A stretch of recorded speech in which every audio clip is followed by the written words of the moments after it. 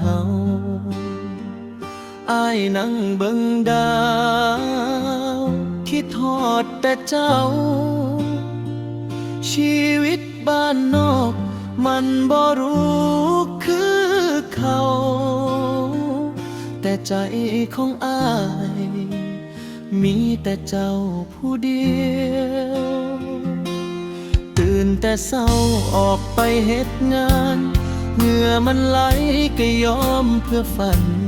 เก็บเงินทีละน้อยบ่เคยยอมแพ้สักวัน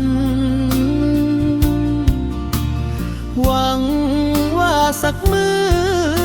สิพ่อให้เจ้ายิ้มได้อ้ายบ่มีหยังหลายนอกจากใจฮักแท้แต่สิสู้ดูแลให้เจ้าบ่ลำบากอ้ายสร้างฝันไว้เพื่อเจ้าสิพาเฮาไปไกลกว่านี้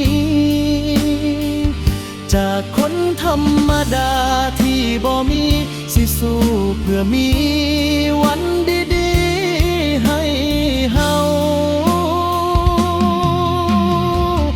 อ้ายสิสร้างบ้านหลังน้อยมีเฮาสองคนบ่เหงาแม้ทางมันไกลสำใดขอแค่มีเจ้าข้างกายอ้าย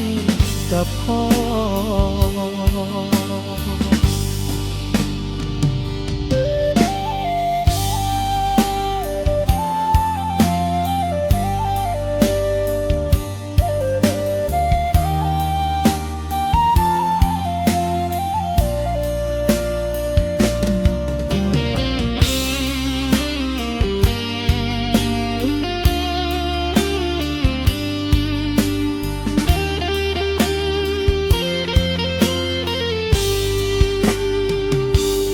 บางมือท้อใจมันกะลาแต่พอเห็นหน้า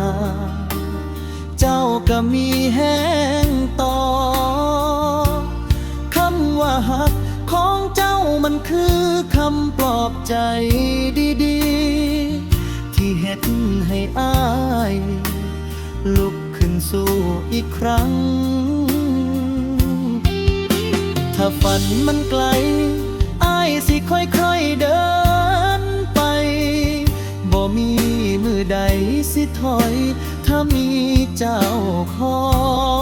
ยอยู่อ้ายสร้างฝันไว้เพื่อเจ้าทุกก้าวที่เดินมีความหมายมือหนึ่งสิพาเจ้าไปถึงฝันที่เฮา